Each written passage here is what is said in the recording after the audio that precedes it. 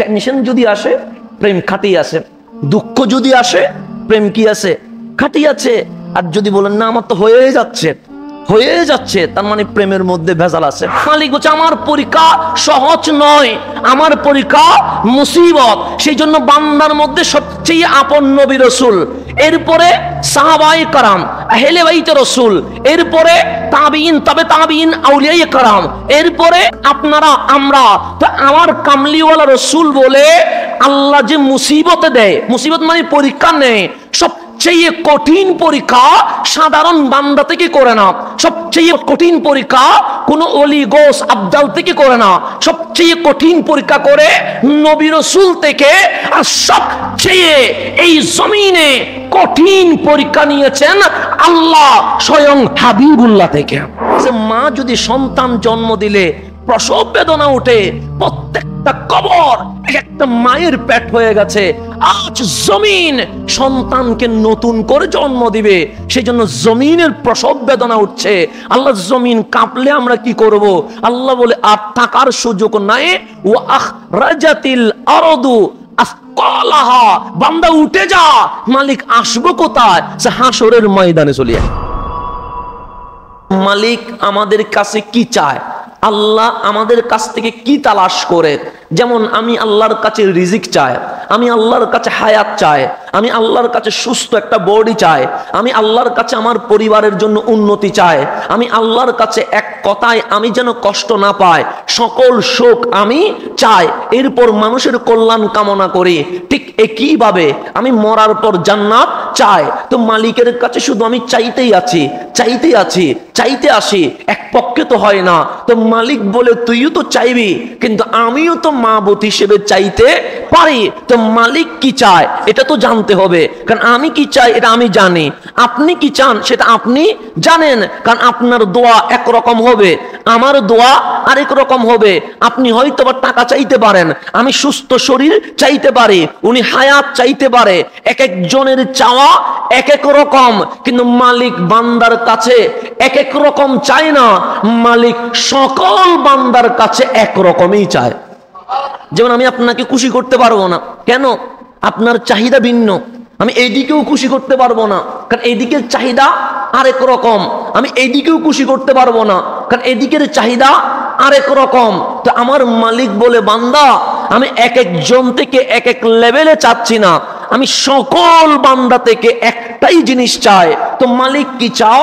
আল্লাহ বলে আল্লাযী খালাকাল মাউতা ওয়াল হায়াতা, তিনি সেই আল্লাহ যিনি মৌত অর্থাৎ মৃত্যু এবং হায়াত অর্থাৎ জীবন সৃষ্টি করেছেন। মরণ আগে জীবন পরে, কিন্তু আমাদের চোখে দেখছি জীবন আগে মরণ পরে। তো আমার মালিক আপনাকে এই শব্দের মাধ্যমে, কারণ আল্লাহর কালাম এটা অতি উচ্চ মানের, এটা নিম্ন লেভেলের নয়। বুঝবো না বলেই তো সর্বপ্রথম বলেছে ইকরা, পড়, গবেষণা কর। কারণ এটা ত্রিপটক নয় যে কুললেই বুঝবি, এটা গীতা নয় যে কুললেই বুঝবি, এটা আল কোরআন। বুঝতে গেলে দুইটা জিনিস লাগবে, একটা মাওলার মোহাব্বত লাগবে, আর একটা তোমার এলম লাগবে। দুইটার সমন্বয় ঘটাইতে হবে। তো আল্লাহর কথাটা দেখেন, আমার চোখ বলছে হায়াত আগে মরণ পরে। যেমন আমি এখন হায়াতে আছি, 1 মিনিট পরে যদি মরে যায় এটার নাম মরণ। তাহলে আগে হবে আল হায়াতা জীবন, তারপর হবে ওয়াল মৌতা মরণ। আল্লাহ আগে মরণ বলেছে, এরপর জীবন বলেছে। মালিক আমরা তো দেখছি মায়ের পেট থেকে আসলাম, এটার নাম জীবন, এরপর মারা গেলাম, এটার নাম মরণ। তাহলে জীবন আগে মরণ পরে। কিন্তু আপনি বলছেন আল মৌতা, মরণ সৃষ্টি করলেন, ওয়াল হায়াতা এরপর জীবন সৃষ্টি করলেন। বুঝি নাই আমার মালিক আপনাকে জানাচ্ছে দুনিয়ার জীবনের তা জীবন নয়, আসল জীবন তোমার মরণের পর, যেটা তুমি জান্নাতে চলে যাবে। সেই জন্য মালিক মরণ আগে বলেছে, মানে দুনিয়ার হায়াতকে আল্লাহ তুচ্ছ বানিয়ে দিয়েছে। যেই জীবন নিয়ে আমি স্বপ্ন দেখছি, মালিক এটা গণার ভিতরে ধরে নাই। যেই জীবন নিয়ে আমি মারামারি করছি, মালিক এটাকে কোরআনের শব্দ দিয়ে অ্যাপ্লাই করে নাই। আল্লাহ বলছে আল্লাযী খালাকাল মাউতা ওয়াল হায়াতা, যিনি মরণ আর জীবনকে সৃষ্টি করেছেন। কেন করেছো? সে লিয়াবলুয়াকুম আইয়ুকুম আহসানু আমালা, যাতে আমি পরীক্ষা করতে পারি, আজমাইশ করতে পারি। যেমন এখন ইন্টার এক্সাম চলছে, এইচএসসি, আমরা দোয়া করছি মালিক তাদেরকে কামিয়াব করো। তা আল্লাহ বলে দাখিল বা এইচএসসি বা এসএসসি যেটাই বলেন, আলিম যেটাই বলেন, মালিক বলে এই পরীক্ষায় যে কোনো একটা হয়ে যাবে। প্রথম বছর পাস না করলে সেকেন্ড বছর কোনো মতে উঠতে পারবা, কিন্তু তোমার হায়াত থেকে মরণ পর্যন্ত প্রত্যেকটা সেকেন্ড আমি এক্সামিনেশনের খাতা বানিয়ে দিয়েছি। লিয়াবলুয়াকুম আইয়ুকুম আহসানু আমালা, তোমাকে আমি ছেড়ে দিয়েছি দুনিয়ায় শুধু একটা জিনিস পরীক্ষা করার জন্য, আমার বান্দাদের মাঝে কে সবচেয়ে ভালো আমল করে। এই পরীক্ষাটা নেওয়ার জন্য আমি হায়াত আর মরণ দুইটাই সৃষ্টি করে দিয়েছি। এখন আমার জীবন পরীক্ষায় আছে, আমি এক্সামে আছি, আপনিও কিসে আছেন? পরীক্ষায় আছেন। যেমন আমরা নামাজ পড়ি কি পড়বো না, এখন পড়বো না নামাজ, এটা তো জাস্ট খুতবা, এরপরে আরাবিক হবে, এরপর আমরা কোথায় দাঁড়িয়ে যাব? নামাজে। নামাজে কিয়াম এক রাকাত হিসাব করেন, কিয়াম কয়বার হবে? একবার হবে। কিয়ামের পর যাব কোথায়? রুকুতে, রুকু কয়বার হবে? এরপর যাব কোথায়? সিজদায়, সিজদা কয়বার হবে? দুইবার। কিন্তু সবকিছু কয়বার হয়? একবার। আপনি তাহিয়া পড়বেন, তাও বসবেন কয়বার? একবার। মানে এক রাকাত হিসাব করলে কিয়াম একবার, রুকু একবার, সিজদা দুইবার, তো বৈঠকও একবার, কিয়ামও একবার, রুকুও একবার। কিন্তু মালিক বলছে রুকুও একবার, কিয়ামও একবার, তাহিয়া বসবাও একবার, কিন্তু সিজদা দিবা কয়বার? দুইবার। তাই দুই রাকাত নামাজ পড়লে সবগুলো এক এক করে করলে, কিন্তু সিজদা দুইবার দুইবার করে কয়বার করতে হবে? চারবার। তো আমার থেকে জিজ্ঞেস করিয়েন না, আমার কামলিওয়ালা রসুল যাকে এলমের শহর দরজা বলেছেন, সেই এলমের দরজা বলা, সার্টিফাইড পাওয়া হযরতে আলী কাররামাল্লাহু ওয়াজহা, ওনাকে জিজ্ঞেস করা হয়েছে, আই আলী, আপনি তো এলমের দরজা, সুতরাং বলেন দেখি নামাজে কিয়াম একবার, রুকু একবার, কিন্তু সিজদা দুইবার কেন? তখন উনি বললেন বুঝো নাই? ওনারা যারা জিজ্ঞেস করছে ওরা বলছে বুঝি নাই যে সিজদা কোথায় দিতে হয়, সে মাটিতে দিতে হয়। যেমন আমরা সিজদা দিচ্ছি কিসের উপরে? টাইসের উপরে, কিন্তু টাইসের নিচে মূল মাটি আছে না নাই? আছে। মাটি ছাড়া কোনো সিজদা হওয়ার জায়গা নাই। আপনার কপাল, নাক অবশ্যই মাটিতে বাজতেই হবে। তাহলে কিয়াম করলে মাথা মাটিতে বাজে না, রুকু করলে মাথা মাটিতে যায় না, বসলে মাথা মাটিতে যায় না, শুধুমাত্র সিজদায় মাথা কোথায় যায়? মাটিতে যায়। সে সিজদা মানি মালিক কথা বলে, মালিক কথা বলে, সে সব কিছু একবার। সিজদা দুইবার কেন জানো? আমরা বললাম জানি না। সে প্রথম যখন সিজদা দিলা তখন তোমার কপাল, তোমার নাক মাটিতে বসে গেছে, তখন কোরআন তোমাকে বলছে মিনহা খালাকনাকুম, তোমার কিসের অহংকার, তোমার কিসের গৌরব, তোমার কিসের আমিত্ব, কিসের তোমার বংশমর্যাদা? মিনহা খালাকনাকুম, আমি তোমাকে মাটি থেকেই বানিয়েছি। এখন আপনি উঠে গেলেন, আবার গেলেন কোথায়?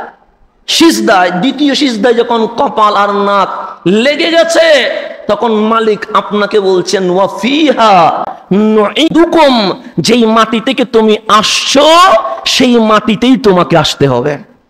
তাহলে প্রথম সিজদা আমার হায়াতের কথা বলেছে, দ্বিতীয় সিজদা আমার মরণের কথা বলছে। ওয়া ফিহা নুঈদুকুম, তোমাকে আবার কোথায় নিয়ে যাব? কবরে। মাঝখানে যে সিজদার মাঝখানে এক সিজদা দিয়ে যে উঠছো, এখানে 10 সেকেন্ড 20 সেকেন্ড বসছি কি বসি নাই? বসছি। মাওলা আলী বলে এই বসাটার নাম জীবন। এই বসাটার নাম কি? প্রথম সিজদাটা তোমার জন্ম, দ্বিতীয় সিজদাটা তোমার মৃত্যু। এই মাঝখানে যে 10-20 সেকেন্ড বসলা, এটাই তোমার জীবন। এই জীবনে আর কিছুই নাই। দেখতে দেখতে তোমার জীবন চলে যাবে। সেই জন্যই সকল নামাজে আজান আছে, জানাজায় আজান নাই। সকল নামাজে একামত আছে, জানাজায় একামত নাই। কেন? মালিক বলছে আজান একামত দেওয়ার সময় পাবে কোথায়? তোমার জীবন তো শুরু হয়েছে, শেষ কখন হবে তুমি জানো না। সুতরাং জন্ম যখন, তখন ডান কানে আজান দিয়ে দাও, বাম কানে ইকামত দিয়ে দাও, তাকে জানিয়ে দাও জানাজার আজান হয়ে গেছে, জানাজার ইকামত হয়ে গেছে, এখন শুধু নামাজটাই বাকি আছে। এটার নাম জীবন। এটার নাম কি? তো আল্লাহ বলে এই সামান্য জীবন, সামান্য জীবন, এই জীবনের কোনো গ্যারান্টি আছে? নাই। ওয়ারেন্টি আছে? নাই। আল্লাহ এই সামান্য জীবনে তুমি পাগলামি করছো, এই সামান্য জীবনে তুমি মানুষের উপর জুলুম করছো, এই সামান্য জীবনে তুমি নিজের আধিপত্য বিস্তারের জন্য তোমার পরিবার, তোমার সমাজের পরিচয় তুমি ভুলে গেছো। যেমন যিনি অল্প থেকে বড় হয়ে যায়, উনি নিজের বাবাকেও মাঝে মাঝে পরিচয় দিতে চায় না। কারণ কেন? আমার আধিপত্য আছে, আমার বাবা নিম্ন লেভেলের যদি হয় আমি পরিচয় দেই কেমনে? সেই জন্য যিনি উপরে উঠে যায় তিনি আর কৃষক বাবা পরিচয় দিতে চায় না, হাউস ওয়াইফ মা পরিচয় দিতে চায় না। তো আল্লাহ বলে সামান্য একটা হায়াতের জন্য তুমি যে ঝগড়া করছো, এই হায়াত চোখ খুলতে আর বন্ধ করতে কি হয়ে যাবে? চলে যাবে। যেমন আমার কাছে এই যে কিয়ামত তো চলে এসেছে, যেমন আমি শুক্রবার নামাজ পড়ালাম, আমার এখনো মনে হচ্ছে একদিন মনে হয়, এই শুক্রবার আবার দাঁড়িয়ে গেছে, মানে এই যে 7 দিন চলে গেছে, এই গ্যাপটা কি বোঝার কোনো সুযোগ হয়েছে? না, সুযোগ নাই। আমার মনে হচ্ছে আমি একদিন পর আবার শাহজাহানপুরে কি হয়ে গেছে, দাঁড়িয়ে গেছে। তাহলে সময় চলে যাচ্ছে, এখন কিভাবে চলে যাচ্ছে এর কোনো হিসাব নাই, গ্যারান্টি নাই। তা আল্লাহ তাবারক ওয়া তাআলা বলছেন আমি মত এবং হায়াত সৃষ্টি করার পিছনে একটাই উদ্দেশ্য, আমি চাই কে ভালো আমল করে। এরপর আল্লাহ কোরআনে বলছেন ওয়ালানাবলুআন্নাকুম বিশাইয়্যিম মিনাল খাউফি ওয়াল জুই ওয়া নাকসিম মিনাল আমওয়ালি ওয়াল আনফুসি ওয়াস সামারাত। আল্লাহ বলছেন আমি 5টা বিষয়ে তোমাদের থেকে পরীক্ষা নিব। কয়টা বিষয়? সবগুলো আল্লাহ বলে দিচ্ছে, চাইলে গোপন রাখতে পারতেন, বান্দা আমি পরীক্ষা নিব ছেড়ে দিতে পারতেন না। আল্লাহ বলছে আমি পরীক্ষা নিব। কোন কোন বিষয়ে? আচ্ছা, ওয়ালানাবলুআন্নাকুম বিশাইয়্যিম মিনাল খাউফ, আমি তোমাকে কখনো ভয়ে রাখবো, আতঙ্কে রাখবো, এর মাধ্যমে আমি পরীক্ষা নিব। ওয়াল জু, কখনো আমি তোমাকে ক্ষুধার্ত রাখবো, ক্ষুধার মাধ্যমে পরীক্ষা নিব। ওয়া নাকসিম মিনাল আমওয়াল, কখনো তোমার সম্পদ আমি নষ্ট করে দিব, এই নষ্ট করার মাধ্যমে পরীক্ষা নিব। ওয়াল আনফুস, তোমার সামনে তোমার আপনজনকে আমি নিয়ে যাব, এর মাধ্যমে তোমার পরীক্ষা নিব। ওয়াস সামারা, তোমার শস্য ক্ষেত, তোমার ধনসম্পদ, তোমার ভান্ডার কখনো আমি ধ্বংস করে দিব, এর মাধ্যমে আমি পরীক্ষা নিব। তো আমার মালিক বলে আমি 5টা বিষয়ে তোমার পরীক্ষা নিব। 1, তোমার কাছে আমি ভয় আতঙ্ক সৃষ্টি করব, দেখব তুমি এই পরীক্ষায় কি অবস্থায় থাকো। 2, তোমার সামনে আমি ক্ষুধার্ত রাখবো, তোমাকে রিজিক থাকবে, রেস্টুরেন্টে খাবার থাকবে, কিন্তু তোমার ঘরে খাবার থাকবে না। আমি কখনো তোমাকে ক্ষুধার মাধ্যমে পরীক্ষা করব। ওয়ানাকসিম মিনাল আমওয়াল, তোমার রাত্রে কোটি টাকার সম্পদ ছিল, আগুনের মাধ্যমে সকালে তোমাকে আমি ফকির বানিয়ে দিব, পরীক্ষা নিব। তারপর ওয়াল আনফুস, কখনো তোমার মেয়ে, কখনো তোমার ছেলে, কখনো তোমার বাবা, কখনো তোমার মা, কখনো তোমার ওয়াইফ আমি মুহূর্তের ভেতরে ইন্তেকাল করায়া তোমার পরীক্ষা নিব। ওয়াস সামারা, তোমার শস্য ক্ষেত আমি নষ্ট করে দিয়ে পরীক্ষা নিব। তো মালিক যখন তুমি আমাকে পরীক্ষা নিবে, তখন বান্দা হিসেবে আমার ডিউটি কি, আমার দায়িত্ব কি? আল্লাহ বলছে ওয়াবাশশিরিস সাবিরিন, তোমার দায়িত্ব হচ্ছে ধৈর্য ধারণ করা। তুমি যদি ধৈর্য ধরে আলহামদুলিল্লাহ বলো, হাবিব ওই ধৈর্যশীলকে বলে দেন ওয়াবাশশিরিস সাবিরিন, দুনিয়াতে নিলেও আমি আখিরাতে তাদের জন্য জান্নাতুল ফেরদৌস রেখে দিয়েছে। ওয়াবাশশিরিস সাবিরিন, ধৈর্যশীলদেরকে শুভ সংবাদ দেন। দিচ্ছে কে? আমি না আল্লাহ? আল্লাহর শুভ সংবাদ কি আমার মতো হবে? তাহলে আল্লাহ পরীক্ষা নিবে কয়টা? এরপর মালিক পরীক্ষাকে কি বলেছেন দেখেন। আমরা যখন বিপদে পড়ি তখন আমরা স্বাভাবিকভাবে বলি মুসিবতে আছে, বলি কি বলি না? বলি। সুখে থাকলে কি কেউ মুসিবতে আছে বলি? যখন আমি যদি বলি কেমন আছেন, আমরা স্বাভাবিক বলি আলহামদুলিল্লাহ ভালো আছে। যখন কেউ থাকে না তখন এদিকে ডেকে বলি হুজুর একটু মুসিবতে আছে, দোয়া করেন। মুসিবত কি? চাকরি নাই। মুসিবত কি? ব্যবসায় লস হয়ে গেছে। মুসিবত কি? ঘরের মধ্যে শান্তি নাই। মুসিবত কি? আমি যেটা চাচ্ছি সেটা পাচ্ছি না, তাহলে আমরা স্বাভাবিকভাবে যখন বিপদে পড়ি তখন বলি মুসিবতে আছে। তা আল্লাহ প্রথমে বলছে ইবতেলা। ইবতেলা মানে এক্সাম, পরীক্ষা নিব। তো যে বেশি পড়ে তার জন্য এটা মুসিবত নয়, তার জন্য পরীক্ষা দেওয়া এটা ভালো জিনিস। কিন্তু যে পড়ে নাই তার জন্য মুসিবত। তা আমার মালিক বলছে পরীক্ষা তো নিচ্ছে কে? আল্লাহ। শিক্ষা বোর্ডে নিচ্ছে না, না মাদ্রাসা শিক্ষা বোর্ড নিচ্ছে, না আমাদের কারিগরি শিক্ষা বোর্ড নিচ্ছে, না কোনো শিক্ষা বোর্ড নিচ্ছে না। বোর্ড কাটটা মালিকেরটা। তো মালিক বলছে আল্লাযীনা ইযা আসাবাতহুম মুসিবা। আল্লাহ শব্দ ব্যবহার করছে মুসিবা। সে যেই পরীক্ষা দেখ সে মুসিবতে আছে, তার মানে বিপদের মধ্যে আছে। মালিক বলছে আমার পরীক্ষা সহজ নয়, আমার পরীক্ষা মুসিবত। সেই জন্য বান্দার মধ্যে সবচেয়ে আপন নবী রাসূল, এরপরে সাহাবায়ে কেরাম আহলে বাইতে রাসূল, এরপরে তাবিঈন, তবে তাবিঈন, আউলিয়ায়ে কেরাম, এরপরে আপনারা আমরা। তো আমার কামলিওয়ালা রাসূল বলে আল্লাহ যে মুসিবতে দেয়, মুসিবত মানে পরীক্ষা নেয়, সবচেয়ে কঠিন পরীক্ষা সাধারণ বান্দা থেকে করে না।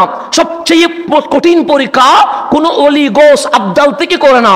সবচেয়ে কঠিন পরীক্ষা করে নবী রাসূল থেকে। আর সবচেয়ে এই জমিনে কঠিন পরীক্ষা নিয়েছেন আল্লাহ স্বয়ং হাবিবুল্লাহ থেকে। সেজন্য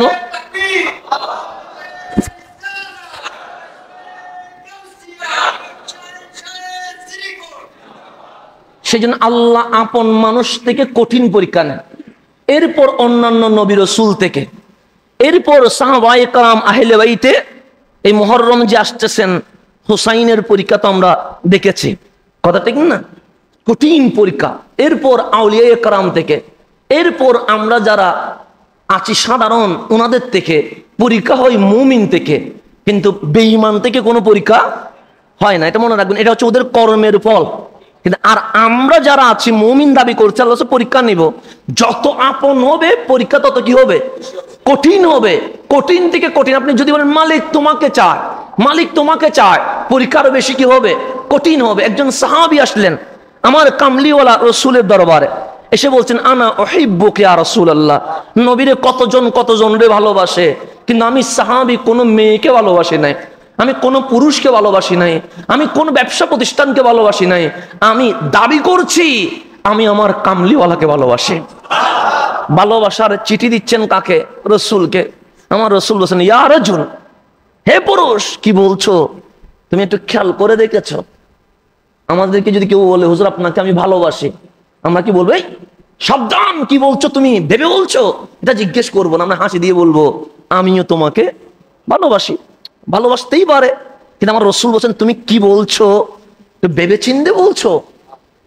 তো সাহাবী অবাক হয়ে গেছে। আমি ভালোবাসার দাওয়াত নিয়ে এসেছি কামলিওয়ালা রাসূলের কদমে, আর আমার রাসূল বলছেন কি বলছো তুমি? ভেবে বলছো? যাও, আমার ভালোবাসা কঠিন জিনিস, আর একটু ভেবে চিন্তে আসো। উনি অনেকক্ষণ ভাবার পর আবার আসলেন, এসে বললেন ইয়া রাসূলুল্লাহ, আমি যত ভাবনার সব ভেবেছি, আমি দেখলাম আমার জানের চেয়েও আমি আমার রাসূলকে বেশি ভালোবাসি।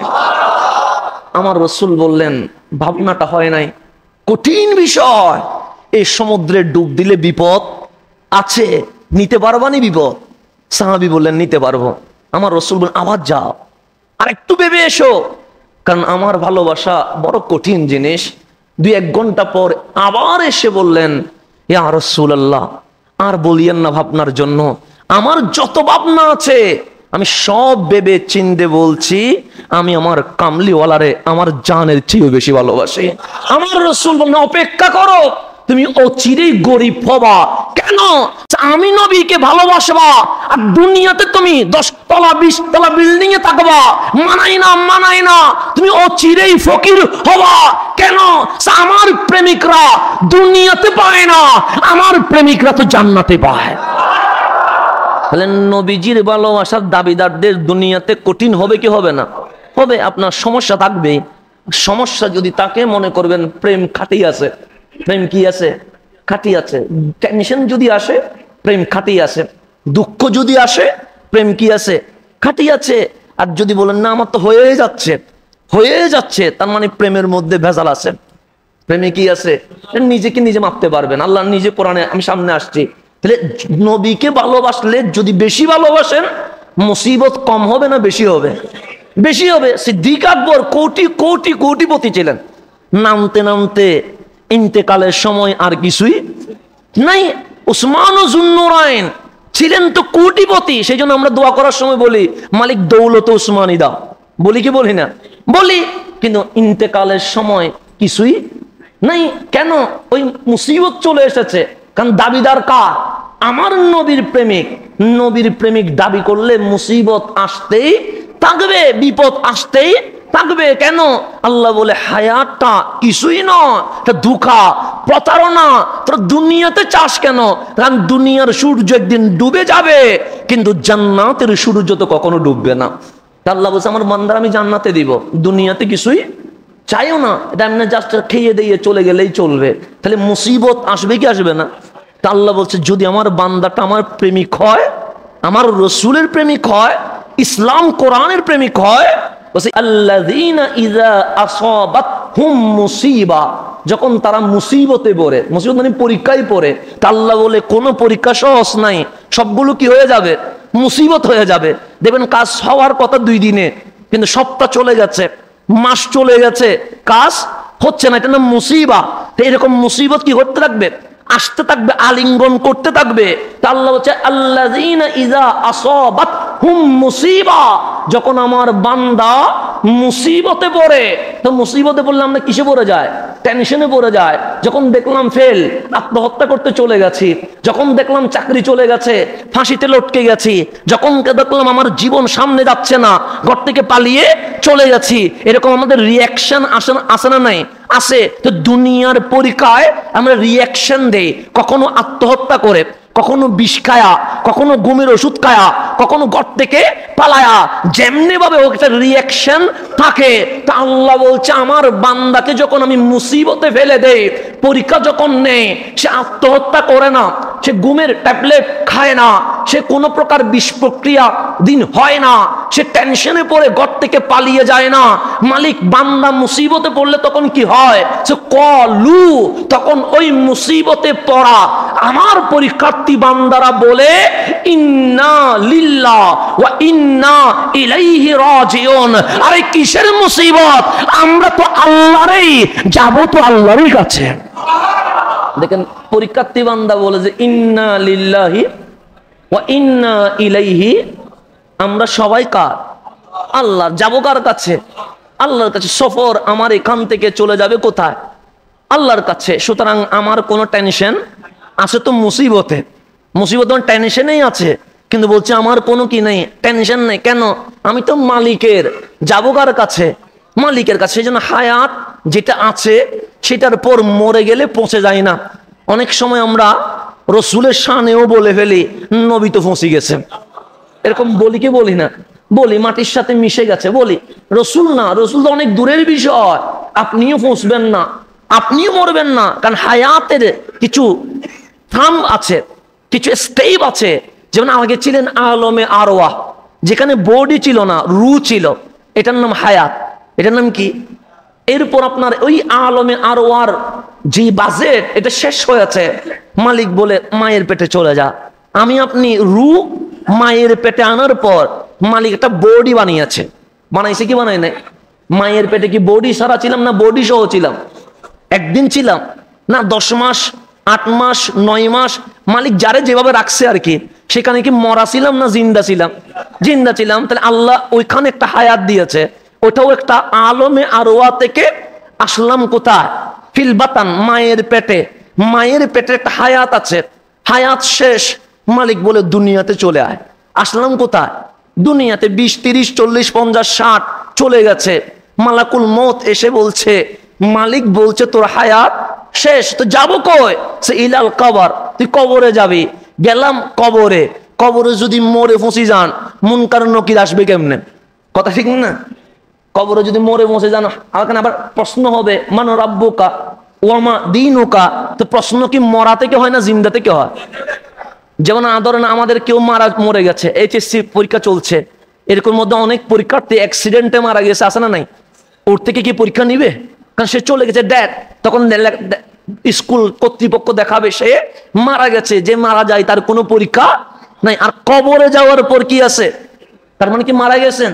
মরারে কেউ জিজ্ঞেস করবে তোর রব কে, তোর দিন কি, এটা কে যিনি তোমার কবরে এসেছে, এটা জিজ্ঞেস করবে।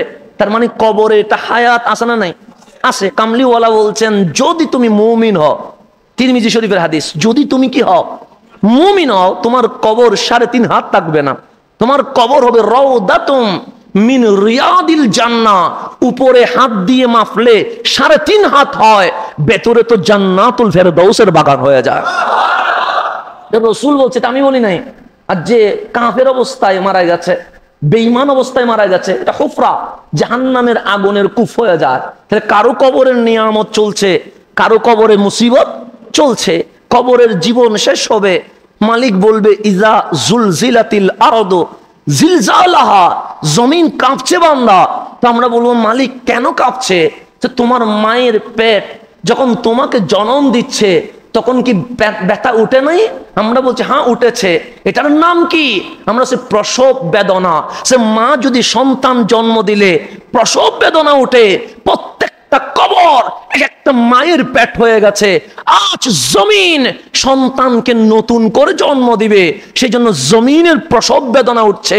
আল্লাহ জমিন কাঁপলে আমরা কি করব? আল্লাহ বলে আর থাকার সুযোগ নাই। ওয়া আখরাজাতিল আরদু আসকালাহা, বান্দা উঠে যা। মালিক আসবো কোথায়? সে হাসরের ময়দানে চলে যায়। এখন আমরা উঠে আসলাম কোথায়? হাসরের ময়দানে। কোরআন বলছে হাসরের ময়দানটা, হাসরের ময়দানটা কয়শো বছর যাবে? হ্যাঁ বলেন না। অনেক রেওয়ায়েত আছে, 4000 আছে, 50,000 আছে, 500 বছর আছে, এরকম রেওয়ায়েত আছে না নাই? আছে। আমার রাসূল বলছেন যদিও বা এটা 500 বছরের সময় মনে হবে, কিন্তু মুমিন বান্দার কাছে এটা চোখের পলকেই শেষ হয়ে যাবে। 5 মিনিটের ভিতরে কি হয়ে যাবে? শেষ হয়ে যাবে। যেমন আমরা যদি বলি যে 1 ঘন্টাটা 5 মিনিটে শেষ হয়ে যাবে, আপনি কি বিশ্বাস করবেন? বলবেন পাগল হয়ে গেছেন। শেষ হয়, হ্যাঁ আপনার জন্য 5 মিনিটে শেষ হয় নাই, কিন্তু আশিকের জন্য 5 মিনিটে শেষ হবে। যেমন বাসর ঘরের রাতটাও রাত, এমনি ঘরের রাতটাও রাত। কিন্তু যখন নতুন স্বামী বাসর ঘরে যায়, রাত তো পুরাই ছিল, কিন্তু ওনার কাছে মনে হয়েছে চোখের পলকে রাত কি হয়ে গেছে। প্রত্যেক নতুন স্বামীর অনুভূতি কি জিজ্ঞেস করলে বলবে চোখের পলকে যেন রাত কি হয়ে গেছে, শেষ হয়ে গেছে। তো রাতটা আপনার জন্যও ছিল, রাত তো আমার জন্যও ছিল, রাত তো নতুন বউয়ের জন্যও ছিল।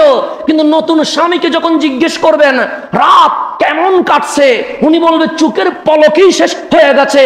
নতুন স্বামী বলছে বাসর ঘর চোখের পলকে শেষ হয়ে গেছে। আর যে ডিপ্রেশনে আছে সে বলে কেন সূর্য উঠে না, রাত যেন লম্বা হয়ে গেছে। আর আপনি বলছেন না আগের মতোই তো আছে। এক একজন এক এক রকম বলছে। তা আমার কামলিওয়ালা বলছে হা হা, হাসরের ময়দানের লম্বা টাইম মুমিন বান্দার মনে হবে সেকেন্ডে চলে গেছে। কেন কেন কেন? সে মুমিন যখন কামলিওয়ালার দিকে নজর দিবে, কোন সময় 1000 বছর চলে গেছে খেয়ালই করতে পারবে না। কারণ প্রেমিক তখন ওইটা কেটে যাবে এমনিতে, তখন বলবে এত কম হয়েছে কেন? কারণ সে তো অন্য কিছু দেখে না, সে দেখছে কারে? রাসূল আরবিকে দেখছে। তার সময় যে সেকেন্ডে চলে গেছে, সে মালিকরে বলবে মালিক কবর থেকে তুললা এত অল্প টাইমের জন্য, আর একটু বাড়াইয়া দিতা, আমরা একটা হাবিবরে দেখতাম। তাহলে কারো জান বের হয়ে যাচ্ছে, আর কেউ বলছে সময় কেন কম হয়ে আছে। তাহলে ওইটাও একটা জীবন। ওই জীবনের পর মালিক বলবে ফুলসিরাত পার হয়ে যা। ফুলসিরাত পার হওয়ার পর কামলিওয়ালার পিছনে যারা, ওরা জান্নাতে চলে যাবে। তাহলে আমরা কি আশা করি না আমরা জান্নাতে যাব? আমরা কেমনে নিরাশ হই যে আমরা জান্নাতে যাব না? নিরাশ হওয়ার তো কোনো সুযোগই নাই। সুযোগ আছে? নাই। কারণ সুযোগ থাকবে কোত্থেকে? আমরা তো পাগলামি করেছি রহমতুল্লিল আলামিনের জন্য। তো আল্লাহ বলছেন মুসিবতে যখন পড়ে যায় তখন আমার বান্দা বলে ইন্না লিল্লাহি ওয়া ইন্না ইলাইহি রাজিউন। এরপর যখন বান্দা পরীক্ষায় পাশ হয়ে যায়, মালিক বলছে উলাইকা আলাইহিম সালাওয়াতুম মির রাব্বিহিম ওয়া রাহমা। উলাইকা মানে যারা মুসিবতের পরীক্ষায় পাশ হয়ে গেছে, তাদের উপর আমি আল্লাহর পক্ষ থেকে সালাওয়াত অনুগ্রহ বর্ষণ হয়, রহমত বর্ষণ হয়, উলাইকা হুমুল মুহতাদুন, তারাই হেদায়েত প্রাপ্ত। দুনিয়াটাও আমি পরীক্ষায় পাস হওয়ার পর সহজ করে দিব এবং জান্নাতের হিসাব নিকাশও সহজ করে দিব। তাই আমরা পরীক্ষায় আসি না? নাই, আছি। এখন এখানে একটু গভীরভাবে যদি খেয়াল করেন, আল্লাহ তাবারক ওয়া তাআলা পরীক্ষায় রেখে বান্দাকে দুইটা স্টেপ দান করেন। কয়টা স্টেপ? কিসে রেখে? পরীক্ষায়। কারণ পাস করলে A+ পায়, ফেল করলে আরেকটাতে চলে যায়। তাহলে এরকম স্টেপ কয়টা হয়? কেউ উপরে উঠছে, কেউ নিচে নামছে। কিসের কারণে?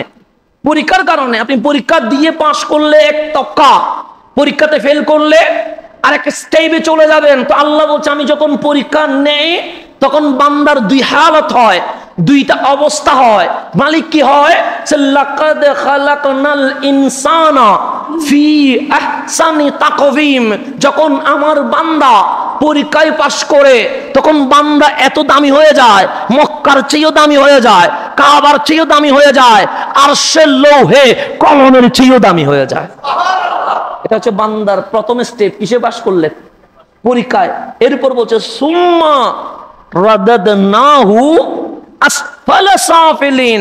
আর পরীক্ষায় ফেল করলে বান্দা থাকে না, মানুষ থাকে না, আসফালা সাফিলিন, নামতে নামতে কুকুরের চেয়ে, শুকুরের চেয়ে আরো বেশি নামতে নামতে আমার মালিক বলছে তাকে আমি ফিরিয়ে দিয়েছি হীনদের হীনতম রূপে, এমন নিম্ন জায়গায় ফেলে দিয়েছি যেই নিচে আর কারো যাওয়ার সুযোগ নাই। তাহলে পরীক্ষা হওয়ার পর স্টেপ কয়টা হয়ে যায়?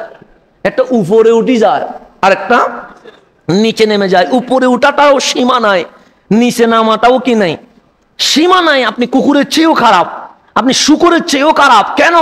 জাহান্নামে তো আর কুকুর শুকর যাবে না, জাহান্নামে যাবে তো আমার মতোই মানুষ। কথা ঠিক না? তাহলে পরীক্ষা হবে কয়টা?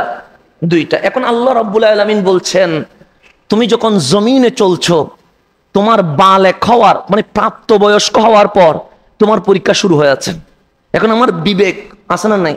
আচ্ছা, বিবেকেই মানুষের সর্বোচ্চ আদালত। আমার বিবেক, আমি জানি আমি কি পাপ করেছি, শুধু আমার শাস্তি কি হবে এটাও আমি জানি। হয়তো অনেকেই জানে না, সেটা আমি জানি না, জানে আপনারটা আপনি জানেন। তো রব্বুল আলামিন বলছে, তুমি যখন প্রাপ্তবয়স্ক হয়ে গেছো, তোমার ডানে বামের ফেরেশতারা লেখালেখি শুরু করে দিয়েছে। আমি তোমাকে দুইটো জিনিস দিয়েছি। কয়টা জিনিস? একটার নাম নফস আর একটার নাম কলব। কেন?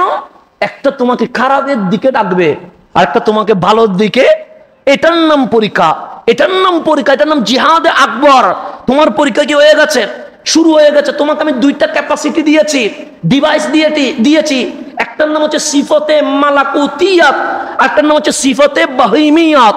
একটা হচ্ছে ফেরেশতাদের গুণে গুণান্বিত করেছি, আর একটা পশুদের গুণে গুণান্বিত করেছি।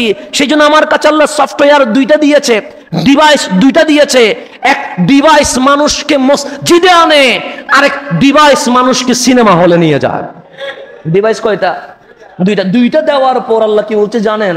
আল্লাহ আমাদের পরীক্ষাটাকে সহজ করে দিচ্ছেন। ফাআলহামাহা ফুজুরাহা ওয়া তাকওয়াহা। ফাআলহামাহা, নফসকে বানানোর পর আমি আল্লাহ তাকে ইলহাম করেছি। কি করেছে? ইলহাম। ইলহাম মানে ওহী করা আর কি। আমি তাকে ইলহাম করছি। ফাআলহামাহা, হামাহা মানে নফসকে আমি ওহী করেছি। কি ওহী? ফুজুরাহা ওয়া তাকওয়াহা, কোনটা অসৎ কর্ম, কোনটা সৎ কর্ম, কোনটা করলে সওয়াব হয়, কোনটা করলে গুনাহ হয়, এই জিনিসটা আমি অটোমেটিক আমার বান্দার নফসের ভিতরে ইলহাম করে দিয়েছে। যেমন সিনেমায় যাওয়া খারাপ, এটাকে আমাকে কোরআন সুন্নাহ দিয়ে বলতে হবে? এটা আপনার অলরেডি নফস বলবে এটা খারাপ। আপনি মসজিদে আসা ভালো, এটাকে আমি কোরআন দিয়ে বুঝাইতে হবে? অটোমেটিক আপনার কলব বলবে মসজিদে আসা ভালো। আমি আমার বাবার উপর, বাবাকে গালি দেওয়া, আমার মাকে বৃদ্ধাশ্রমে পাঠানো, এটা খারাপ। এই জিনিসটাকে আমাকে মাহফিল করতে হবে? এটা অটোমেটিক আমার কলব বলবে এটার চেয়ে বড় জুলম দুনিয়ার জমিনে আর কিছুই নাই। কিন্তু আপনি যখন আপনার উপরে লেভেলে যাওয়ার পরেও আপনার মাকে যখন আপনি খাওয়ায়া দিচ্ছেন, অটোমেটিক আপনার মন বলছে এটার চেয়ে বড় ভালো আমল এই জমিন আর নাই। বলছে না? বলছে। তাহলে ভালো কোনটা, খারাপ কোনটা, এটা কোরআন সুন্নাহ দিয়ে মাহফিল করার দরকার নেই। তারপর এটা মনে করার জন্য বলা আর কি। যেমন ফারুক আজম রাদিয়াল্লাহু তাআলা আনহু, আমিরুল মুমিনিন, খলিফাতুল মুসলিমিন, যিনি দুনিয়াতে জান্নাতের সার্টিফিকেট পেয়েছে। এর চেয়ে বড় কিছু আর আছে? আমি যাব কিনা আমি নিজে জানি না, কিন্তু ফারুক আজম দুনিয়াতে জানে উনি জান্নাতি। উনি দুনিয়াতে গ্যারান্টি ওয়ারেন্টি সহকারে জানে। কেন? কারণ হাবিবুল্লাহর জবান বলেছেন, ওমর আপনি জান্নাতুল ফেরদৌসে যাবেন। এর চেয়ে বড় শুভ সার্টিফিকেট আর হতে পারে? উনি যখন ইন্তেকাল করছে তখন ওনার আংটি মোবারক খুলে দেখা হচ্ছে, ওনার আংটিতে লেখা আছে মৃত্যুই সর্বশ্রেষ্ঠ নসিহত। কার? ফারুক আজমের আংটিতে লেখা আছে মৃত্যুই সর্বশ্রেষ্ঠ নসিহত। এর চেয়ে বড় নসিহত আর নাই। কেন? মরণের কথা স্মরণ পড়লেই মানুষ অটোমেটিক সোজা হয়ে যায়। কথা ঠিক না? যিনি জান্নাত পেয়ে গেছে দুনিয়ায়, উনি ওনার আংটিতে লিখে রাখছে মৃত্যুই সর্বশ্রেষ্ঠ নসিহত। কেন? আমি যেখানে যাব আমার আংটি আছে, আমার চোখ আংটির দিকে পড়বে। যদি বেখেয়ালে যদি কোনো কিছু চলে আসে, যখন চোখ আংটির দিকে যাবে তখন ওমরের কলব বলবে, ওমর দুনিয়াটা আসল কিছুই নয়, আজ না হয় কাল তুমি ওমরকে দুনিয়া ছেড়ে চলে যেতে হবে। দেখেন সাহাবায়ে কেরামের জীবন চলার পাথেয় হিসেবে ওনারা কি করেছেন? নসিহত লিখে রেখেছে কোথায়? আংটিতে। আমরা কি করছি? যিনি জান্নাত পেয়ে গেছে উনি আংটিতে লিখে রাখছে মৃত্যুই সর্বশ্রেষ্ঠ নসিহত। যেখানে যাবে মৃত্যুর কথা মনে পড়বে, মরণের কথা মনে পড়লে আর বামে যাওয়ার কোনো সুযোগ আছে না? সিরাতে মুস্তাকিম থেকে নড়ার সুযোগ আছে না? আজকে দুনিয়ার লুবি হয়েছে কেন? মৃত্যুর কথা ভুলে গেছে। আজকে যে অনেকে বিক্রি হয়ে যাচ্ছে, অনেকে দুনিয়ার কারণে ইসলাম ছেড়ে দিচ্ছে, এগুলো কেন? কারণ সে মরণের কথা ভুলে গেছে। ও মনে করছে আমি ভিআইপি থাকবো, আমি 5 স্টার রুমে থাকবো। এগুলোর কারণেই তো দুনিয়াতে আমরা বিক্রি হচ্ছি। কিন্তু যখন মরণের কথা মনে পড়বে তখন কি আর দুনিয়া ভালো লাগবে? লাগবে না।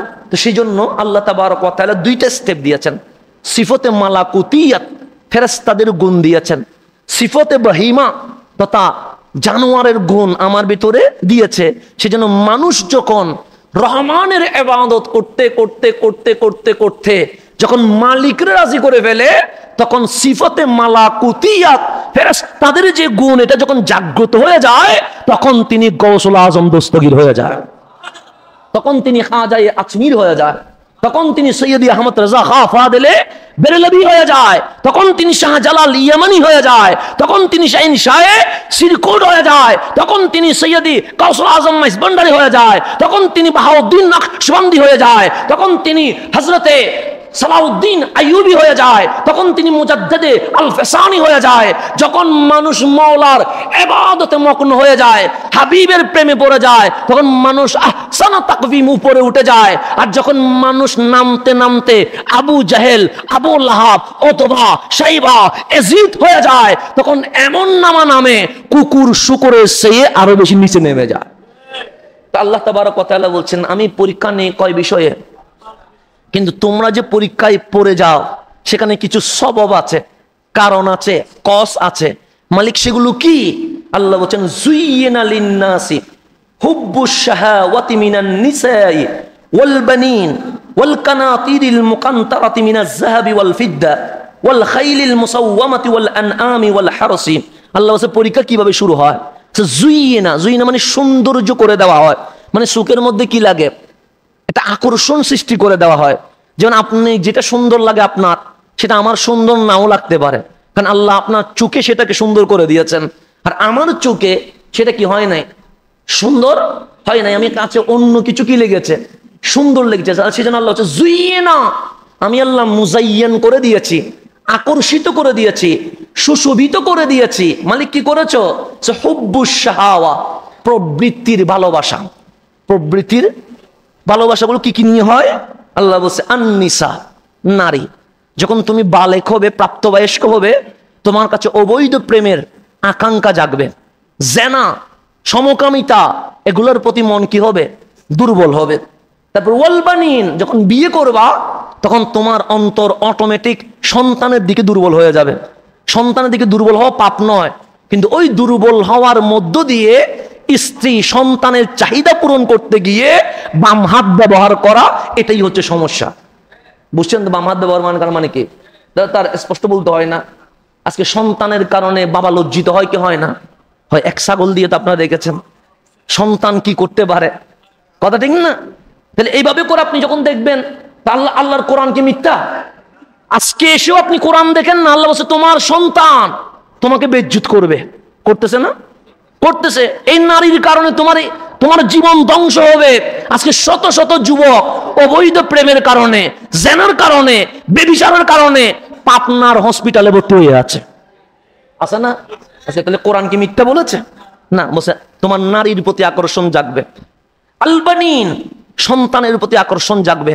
সন্তানের প্রতি আকর্ষণ জাগা দোষ নয়, কিন্তু সন্তান বিবিকে, পরিবারকে খুশি করতে গিয়ে দেশের সম্পদ লুণ্ঠন করা, এটাই আসল অপরাধ। এটাই আসল অপরাধ। দুর্নীতি করা এটা আসল কি? এগুলো কি আসলে আপনি কোটি টাকা দুর্নীতি করে কি নিজে পড়বেন? নিজে খাইলে কত টাকা খাইতে পারবেন? কার জন্য করছে? সন্তানের জন্য, বিবির জন্য, পরিবারের জন্য, অমুক তমুকের জন্য। আল্লাহ সেটাই বলছে, তোমাকে শেষ করে দিচ্ছে, পরীক্ষা শুরু হয়ে গেছে তোমার। তারপর বলছেন আল কানাতিরিল মুকান্তারাতি মিনাজ যাহাবি ওয়াল ফিদ্দা, তোমার ভিতরে সম্পদের লোভ, রাশি রাশি সোনার উপর জমা করার মতো কি আসবে? ভালোবাসা, আকর্ষণ জাগবে। সোনারূপা বলতে এখানে ডলারও চলে আসবে, টাকাও চলে আসবে। টাকা এগুলো স্বর্ণের উপর কি হয়? ভিত্তি হয়। তাহলে এখন টাকা, ডলার এগুলোর প্রতি আমাদের প্রেম আছে না নাই?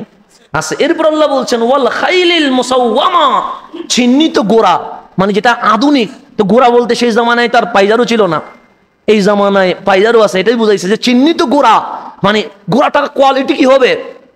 উপরে হবে। তা আমাদের বাইক আছে, তখন আমাদের স্বপ্ন জায়গা এটা যদি কার হয়ে যায়, কার আছে আমাদের স্বপ্ন যদি একটা কি হয়ে যায়, বক্সি হয়ে যায়, বক্সি আছে। আমাদের স্বপ্ন একটা যদি পাইজারও হয়ে যায়, এরকম স্বপ্ন আছে না নাই? আছে। আস্তে আস্তে পরীক্ষা শুরু হয়ে গেছে। তারপর আল্লাহ ওয়াল আনআম, চতুষ্পদ জন্তু, ওয়াল হারাস, এবং তোমার শস্য ক্ষেত, সম্পদের প্রতি তোমার লোভ লালসা চলে আসবে। মালিক বলে আমার বান্দা চারটা কারণে পরীক্ষায় পড়ে।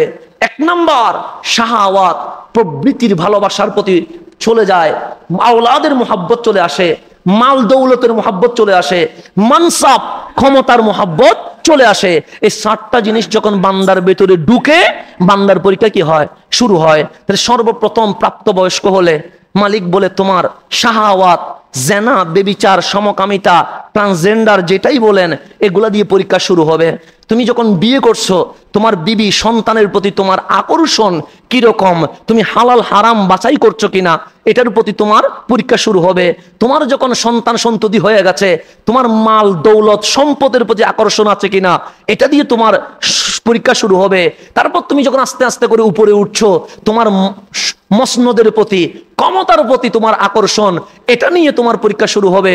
মালিক বলে তোমার প্রাপ্ত বয়স্ক থেকে মৃত্যু পর্যন্ত তোমার পরীক্ষার দ্বারা চলতেই থাকবে, কারণ তোমার দুনিয়া থেকে মরণ পর্যন্ত এই পরীক্ষা চলতে থাকবে। আর আমি মালিক তোমাকে দুইটা ডিভাইস দিয়েছি, আলহামাহা, তোমাকে এলহাম করেছি কোনটা অসৎ কাজ, কোনটা সৎ কাজ। তুমি যদি তোমার ফিতরতের মধ্যে মন যদি বলে দুর্নীতি করো, আর তোমার কলব দিয়ে যদি তুমি দুর্নীতি মুক্ত হতে পারো, তোমার মন বলছে জেনা করো, তুমি যদি কলব দিয়ে জেনা থেকে বেঁচে মাওলার প্রেমে বিভোর হতে পারো, তাহলে আমি আল্লাহ তোমাকে নফসে আম্মারা থেকে নফসে মুতমাইন্না বানায়া তোমাকে জান্নাতুল ফেরদৌসের বাসিন্দা করে দিব।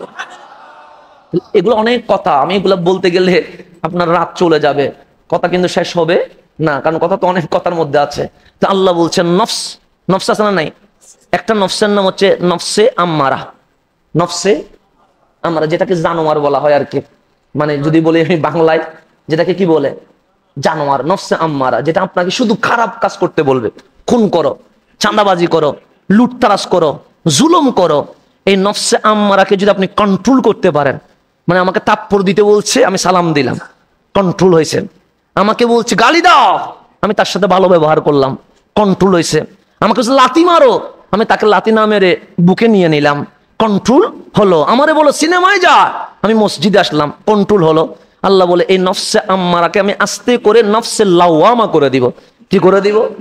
লাওয়ামা মানে 50-50। সে সিনেমাও দেখতে বলবে, সিনেমা দেখার পর আবার বলবে হাই হাই তুই কি দেখলে, তোর মাওলা তো নারাজ হয়ে গেছে। তার মানে কি 50-50। ওইটা হচ্ছে নফসে আম্মারা, জানোয়ার ছিল। এটা বলবে ঠিক আছে ভালো হয়েছে, আর একটু লম্বা হইলে ভালো হইতো, 40 মিনিট কেন নাটক হবে, আর একটু ভালো হইতো, লম্বা হোক। এটা হচ্ছে নফসে আম্মারা। কিন্তু আপনি যখন নফসে আম্মারাকে কি করতেছেন, আস্তে করে ভাইরাসকে অ্যান্টিভাইরাস দিয়ে কি করতেছেন, ভাইরাসকে অ্যান্টিভাইরাস দিয়ে ধরে রাখছেন, তখন আল্লাহ সেটাকে নফসে লাওয়ামা করে দিয়েছে 50-50। মানে তুমি সিনেমাও দেখলা, কিন্তু সিনেমা দেখার পর মাথা ধরতেছে, হায় হায় আমি কি করলাম, আমার মালিক কি হয়ে গেছে, নারাজ হয়ে গেছে। আপনি আসরের নামাজ পড়তে মসজিদে ঢুকে গেছেন। এখন নফসের লাওয়ামাকে যদি কন্ট্রোল করতে পারেন, আল্লাহ বলে এই নফসের লাওয়ামাকে আমি নফসে মুতমাইন্না করব, এটা আর জুলুম করবে না, অবিচার করবে না। নফসে মুতমাইন্না হলে আমি আল্লাহ বলবো, ইয়া আইয়াতুহান নফসুল মুতমাইন্না ইরজিই ইলা রাব্বিকি রাদিয়াতাম মারদিয়া। তখন আমি নফসে মুতমাইন্নাকে বলবো, দেরি করছিস কেন, তোর রবের কাছে আয় খুশি মনে, ফাদখুলি ফি ইবাদি, আমার বান্দাদের ভিতরে চলে আয়, প্রবেশ কর, ওয়াদখুলি জান্নাতি। নফসে আম্মারা যখন নফসে লাওয়ামা হওয়ার পরে নফসে মুতমাইন্না হয়ে যাবে, মালিক বলে তখন আমার অর্ডার হবে, ওয়াদখুলি জান্নাতি, আমার জান্নাতে তুমি প্রবেশ করো। আজকে শেষ জুমায় আমাদের নফসকে কি বানাইতে হবে, নফসে মুতমাইন্না করতে হবে। রব্বে কারীম আমাদেরকে নফসে মুতমাইন্না করার জন্য তৌফিক নসিব করে।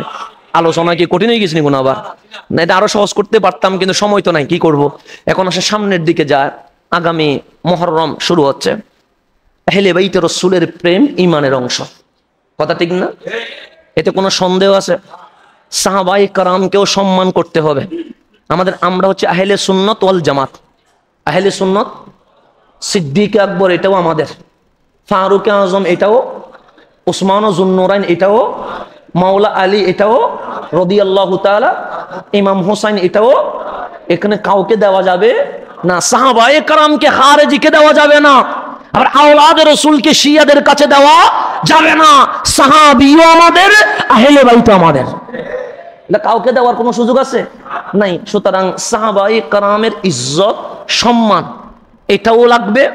আবার আপনি এজিদি হলে হবে না, আপনাকে কি হতে হবে, হুসাইনি হতে হবে। আবার হুসাইনি না হলেও আপনার কপাল দাগ করে কোনো লাভ নাই, কথা ঠিক আছে না? এখন হুসাইন শহীদ হয়েছে কাদের জন্য? হুসাইন শহীদ না হলে কি হইতো, কিছু হইতো?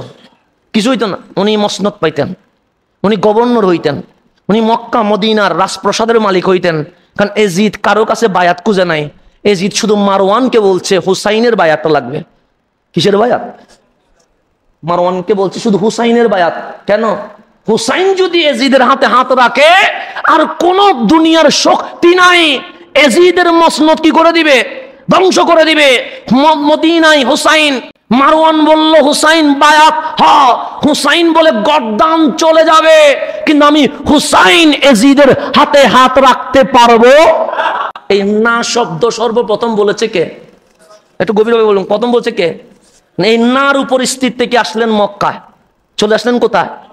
মক্কায়। অনেকেই বললেন হুসাইন এজিদ বড় মারাত্মক, কারণ যে মদ খায় তার মাথা কি থাকে না, ঠিক থাকে না, মেরে ফেলবে আপনাকে। হুসাইন বলে সেটা তো নানা জান আগে থেকে বলে রাখছে, নানা জান আগে থেকে, বায়াত হয়ে যান সমস্যা নাই। হুসাইন বললেন না, বায়াত মক্কা ছেড়ে চলে যাবে কারবালায়। সবাই বললেন এখানে থাকলে অন্তত আমরা তো আপনার সঙ্গী হতে পারবো, কোন কুফায় চলে যাচ্ছেন, এখানে কে আছে? হুসাইন বলেন আমি জানি আমি শহীদ হব, এতে কোনো সন্দেহ নাই, আমি জানি শহীদ হব, কিন্তু আমি এখানে থাকলে আমার রক্তের উপরে খানায়ে কাবা লাল হয়ে যাবে। সবাই হাজিগণ আসছে কাবা তাওয়াফ করতে, হুসাইন যাচ্ছে কাবা রক্ষা করতে। হুসাইন চলে গেছেন, সেখানে যাওয়ার পরে দেখেন আলী আসগর শহীদ হয়েছে। হুসাইন বললেন বায়াত হব না। আলী আকবর শহীদ হয়েছেন, হুসাইন বললেন না। গর্দান চলে যাচ্ছে, সীমার বললেন একবার হ্যাঁ বললে সব কিছু শেষ হয়ে যাবে। হুসাইন বললেন না। সেদিন কারবালার রক্তের সামনে যেদিন হুসাইন না বলেছে, সেদিন বিশ্বে একটা শব্দ পরিচয় হয়েছে, না না। আজকেও যখন আমাদেরকে বলে ঈদে মিলাদুন নবীর জুলুস ছেড়ে দে, আমরা বলি না। রাসূলকে মাটি বল, আমরা বলি না। রাসূলকে মরা বল, আমরা বলি না। রাসূল মরে গেছে, পৌঁছে গেছে, আমরা বলি না।